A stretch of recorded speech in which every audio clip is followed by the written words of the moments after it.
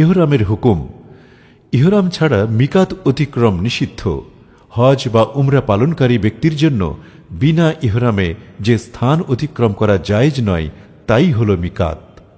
বিনা ইহরামে মিকাত পার হলে এজন্য দম বা কাফফারা দিতে হবে, তদুপরি গুনাহ হবে।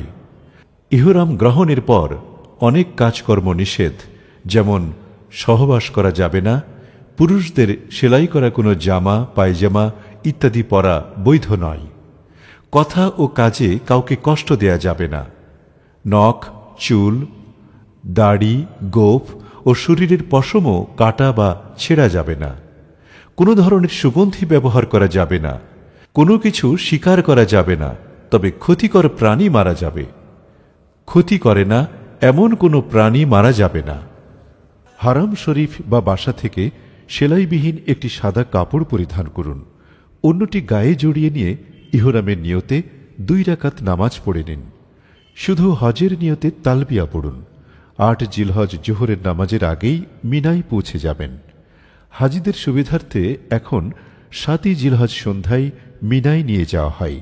8 জিলহজ তারিখের কার্যাবলী: ইহরাম বাঁধা, মিনার উদ্দেশ্যে যাত্রা করা, 8 জিলহজ জোহর থেকে 9 জিলহজ ফজর সহ মোট 5 ওয়াক্ত নামাজ মিনায় আদায় করুন এবং এ সময়ে মিনায় তাঁবুতে অবস্থান করুন।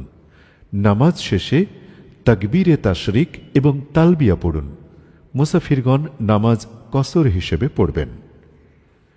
9 জিলহজ তারিখের কার্যাবলী: 9 জিলহজ ইয়াওমে আরাফা বা আরাফার দিন।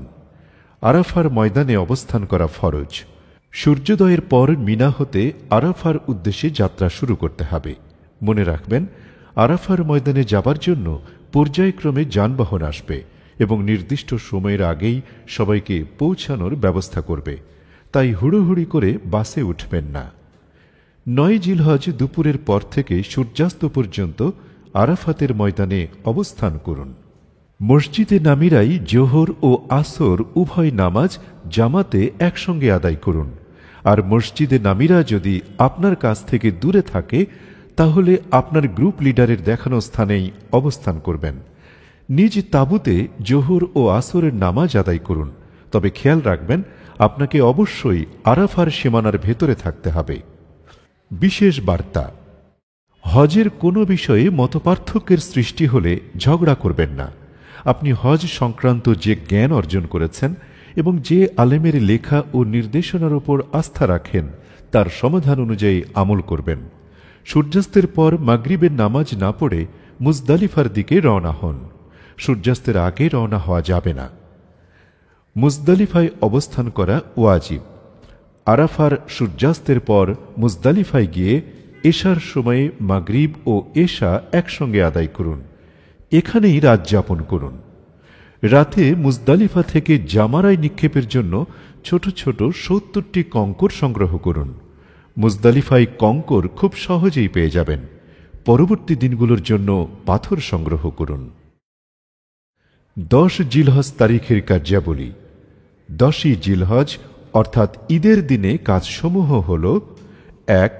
শুধুমাত্র বড় জামারায় কঙ্কর নিক্ষেপ, এটি ওয়াজিব। 10 জিলহজ ফজর থেকে সূর্যাস্ত পর্যন্ত শুধু বড় জামারাকে 7টি কঙ্কর নিক্ষেপ করুন। ওই সময়ে এটি করা সম্ভব না হলে রাতেও কঙ্কর নিক্ষেপ করা যাবে। দুর্বল ও নারীদের জন্য রাতেই কঙ্কর নিক্ষেপ করা উত্তম ও নিরাপদ। পাথর নিক্ষেপের সময় শব্দ করে আল্লাহু আকবার বলতে হবে। 2. দমে শকর বা কোরবানি করা ওয়াজিব। 10 জিলহজ কঙ্কর নিক্ষেপের পর নিশ্চিত পন্থায় কোরবানি দিন। 3. কোরবানির পরই রাসূলুল্লাহ সাল্লাল্লাহু আলাইহি ওয়াসাল্লামের আদর্শের অনুসরণে মাথা ন্যাড়া করুন, তবে চুল ছোটও করতে পারেন। হল্ক করা ওয়াজিব।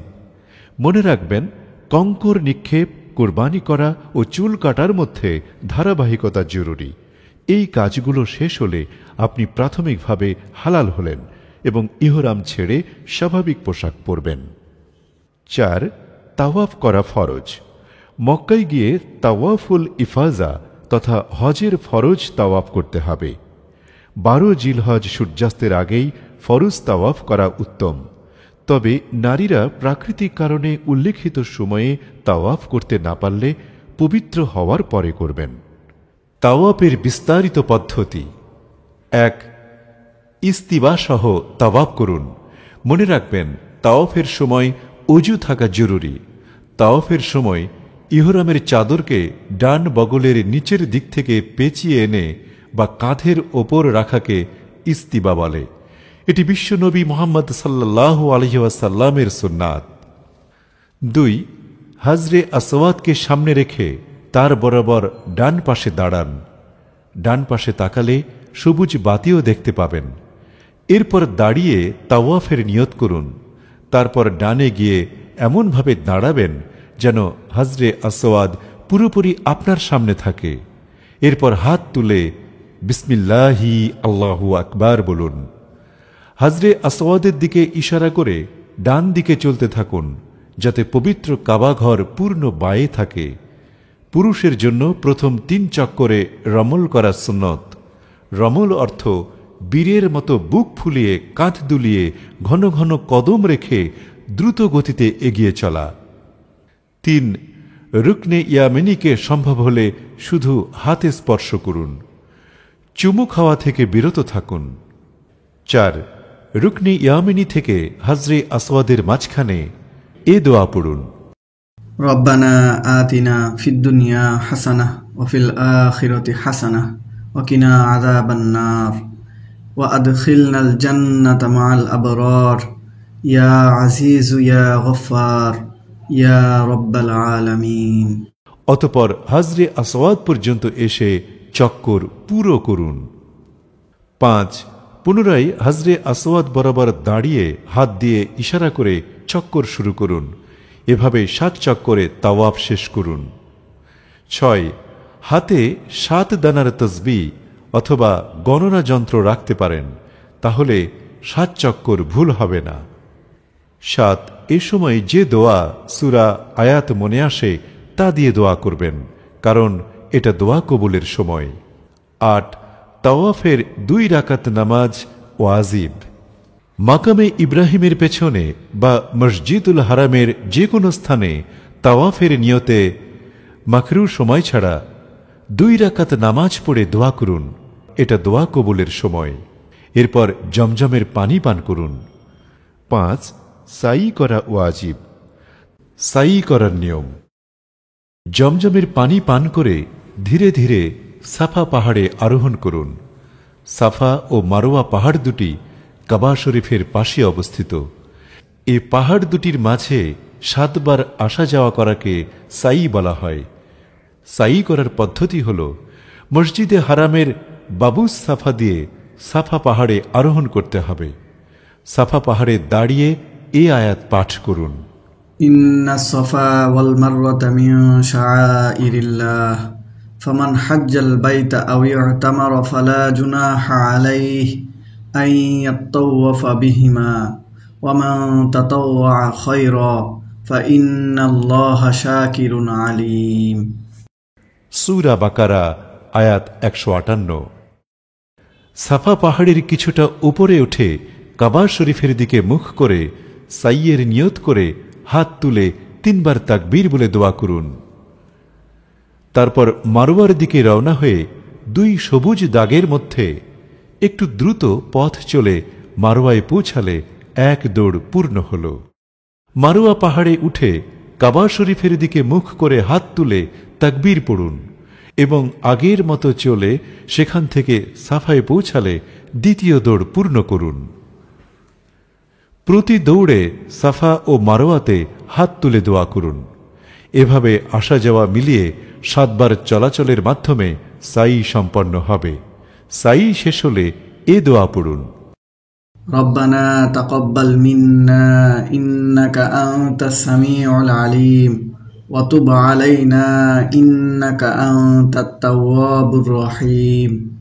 ওয়া সাল্লাল্লাহু তাআলা আলা খায়রি খালকিহি মুহাম্মদ ওয়া আলিহি ওয়া আসহাবিহি আজমাইন ওয়ারহামনা মাআহুম বিরহমাতিকা ইয়া আরহামার রাহিমিন। সাফা মারোয়া পাহাড়ে এবং দুই পাহাড়ের মাঝে সবুজ স্থানে পড়ার আরও দোয়া আছে, যেগুলো যার যার সাধ্যমতো মুখস্থ করে নিতে পারেন। সবশেষে আবার মিনায় ফিরে এসে অবস্থান ও রাত্রি যাপন করতে হবে। 11 ও 12 জিলহজের কার্যাবলী। 1. কঙ্কর নিক্ষেপ করা ওয়াজিব। 11 ও 12 জিলহজ প্রতিদিন 3 শয়তানকেই কঙ্কর নিক্ষেপ করতে হবে। 11 ও 12 জিলহজ দুপুর থেকে তথা জোহরের পর কঙ্কর নিক্ষেপের সময় শুরু।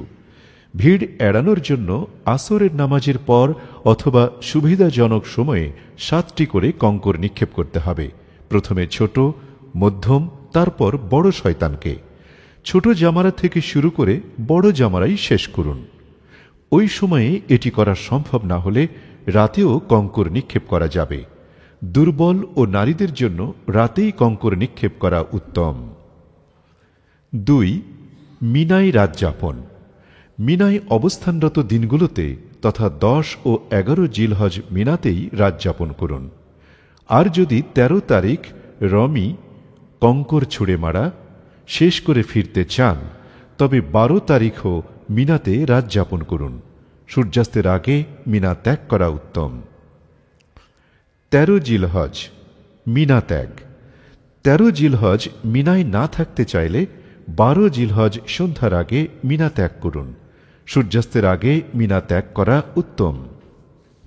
হজের শেষ কাজ বিদায়ী তাওয়াফ করা ওয়াজিব। হজের সব কাজ শেষ হবার পর মক্কা ছেড়ে যাবার আগে বিদায়ী তাওয়াফ করতে হবে। বাংলাদেশ থেকে যাওয়া হজযাত্রীদের হজ শেষে বিদায়ী তাওয়াফ করতে হয়, এটি ওয়াজিব। নারীরা প্রাকৃতিক বা মাসিকের কারণে বিদায়ী তাওয়াফ করতে না পারলে কোনো ক্ষতি নেই, এজন্য দম বা কাফফারাও দিতে হয় না। মনে রাখবেন, বিদায়ী তাওয়াফের পর সাই নাই।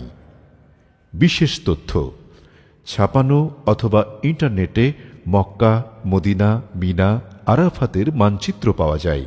সম্ভব হলে মানচিত্র দেখুন, তাহলে হজের 5 দিন আপনার চলাচল সহজ হবে। মহান আল্লাহ আপনার হজকে হজে মাবরুর হিসেবে কবুল করুন। আমিন।